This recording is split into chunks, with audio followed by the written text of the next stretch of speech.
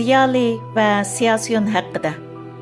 Rossiyalik dangliq yozuvchi, shoir Vissaryon Belensky mundaq degan ekan. Ziyaliy, shoir, askar, advokat bo'lmoq yaxshidir, biroq odam bo'lmaslik yomondir. Bir millatning taraqqiy qilishi, ro'naq tepishi va bu dunyoda qancha uzun put terab tura olishi ulardan chiqqan olim va ziyolilarning oz ko'pligi bilan zich munosabatlik. Faqat 15 million nufusi bor yahudilarning dunyoga kuchli ta'sir ko'rsatilishining muhim sabablarining biri ularning olim va bilim odamlarining nihoyatda ko'p bo'lganligidandir. Yetarlik olim va bilim odamlari bo'lmagan yoki olim ziyolilarni tonimagan, ularni e'tirof qilmagan, ularni hurmat qilmagan millat hargiz ro'naq topolmaydi, hatto boshqalarga beqindi bo'lishi mumkin. Ziyaliy haqiqatan bir millatning asosiy kuchi, yo'l boshchisi, ma'naviy o'ziqi va umididir. Undaqda Ziyaliy degan nima? Uning Siyasyon bilan farqi nima? Ziyaliy deganimiz ma'lum kasb bo'yicha oliy maktab yoki uningdan yuqori tarbiya olgan va shu kasb bo'yicha uzluksiz izlanayotgan bilim odamlari. Siyasyon deganimiz ma'lum guruhga, ma'lum tashabbus va ma'lum bir ideologiya uchun xizmat qiladigan va shu jihatdagi maqsadga yetish uchun boshqalarni safarbar qiladigan va ularga yo'l ko'rsatib, boshlamchilik, liderlik rol o'ynaydigan kishilar. Shuni ta'kidlab o'tishga arziydi-ki, Siyasyon bilan siyosiy fanlar bo'yicha oliy bilim olgan, ya'ni siyosatni tadqiq qiladigan siyosatshunos tubdan farqli bo'lib, siyosatshunos deganimiz iqtisodshunos, tarixshunos, matematika olimi, ximiya olimi deganlarga o'xshash maxsus siyosiy fanlar bo'yicha tadqiq ilib boradigan bilim odami yoki olim. Siyosatshunoslarning hammasi layoqatlik bir siyosyon bo'la olishi natayin. O'xshashla siyosyonlarmi siyosatshunos bo'la olishi natayin. Ziyaliy bilan Siyasyon orasidagi eng cho'ng farq, Ziyaliy pokitni asos qilsa, Siyasyon e'tiqodni asos qiladi. Yanami aniq qilib aytganda, Ziyaliy pokitga asosan so'zlaydi, pokitga asosan mashg'ulot ilib boradi va umumiylik uchun xizmat qiladi. Siyasyon bo'lsa, pokitdan bakrak o'zi ishongan, o'zi e'tiqod qilgan, qimmat qarash va ideologiya bo'yicha o'zi vakillik qilgan guruhga va yoki tashkilotning tub manfaatini chiqish qilib so'zlaydi va shu maqsadga yetish uchun mashg'ulot ilib boradi.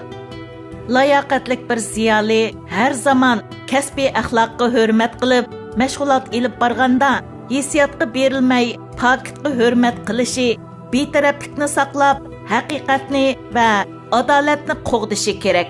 Layoqatlik bir Siyasyon har zaman o'zi vakillik qilgan ideya va guruhining manfaatiga uyg'un bo'lgan pokitlardan unumli foydalanib, o'zi vakillik qilgan guruhining manfaatiga uyg'un bo'lmagan va yoki uningga ziyonliq bo'lgan pokitlardan ustalik bilan atlab o'tib, butun kuchi va zehni bilan o'zi vakillik qilgan guruhga va ideya uchun xizmat qilishi kerak.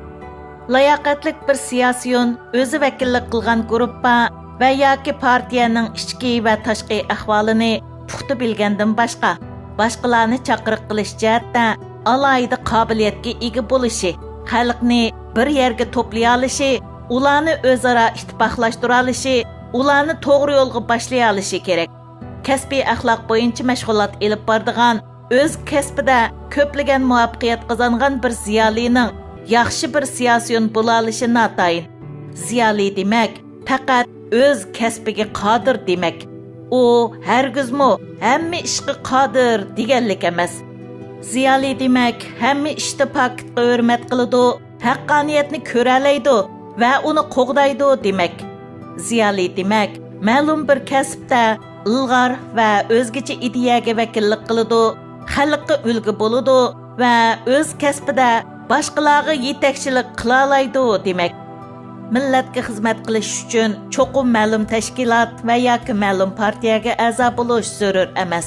Bo'libmi hozirgidek tashkilotlar orasidagi ko'z qarash va fikr farqi kun sayin ig'irlashib, tashkilotlar orasidagi ziddiyat keskinleşivatqan va bir-birini ayıplayotgan mezgilda ziyolilar ustiga tushgan eng muhim vazifa millatning umumiy manfaatini oldingi o'ringa qo'yib, o'zining mustaqilligini saqlab, paketga hurmat qilgan asosda betaraflik pozitsiya bilan tashkilotlar orasida kelishtirguchilik rol o'ynash, millatning universal safosini yuqori ko'tarish uchun xizmat qilish, kasbiy bilim alohidaligidan unumli foydalanib, tashkilotlar o'rtaq foydalanadigan taklif fikrlarni ko'pchilikka sunish va tashkilotlarni qimmatlik paketlar bilan ta'minlash qatorliqlardan iborat. Har qanday bir ziyoli, jumladan har qanday bir inson ma'lum bir tashkilotga tava bo'lganda, cho'qim o'zi tava bo'lgan tashkilotga sodiq bo'lib, uning tub manfaati uchun xizmat qilishga to'g'ri keladi. Natijada betaraflikni saqlab qola olmaydi va o'zi tava bo'lgan tashkilot ichida yuz bergan xatoliklarga to'g'ri hukm chiqara olmasligi mumkin.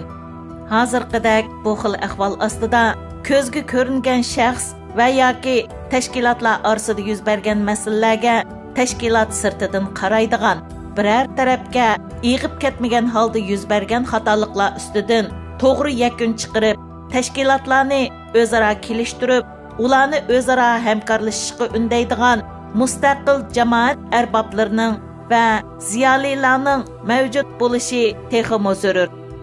Amerikada hech qanday partiya va siyosiy guruhlarga tava bo'lmagan, hukumatning emas, balki davlatning xarajati bilan o'z kasbi bo'yicha tadqiqot elib berib, hokimiyat ustidagi partiyaning manfaati uchun emas, balki Amerikaning davlat manfaati uchun tavsiya va takliflarni beradigan har sohadagi ziyolilar, mutaxassislar va olimlar bor bo'lib, ular faqatla paketni asos qilib o'z kasbi bo'yicha tadqiqotlarni elib boradi.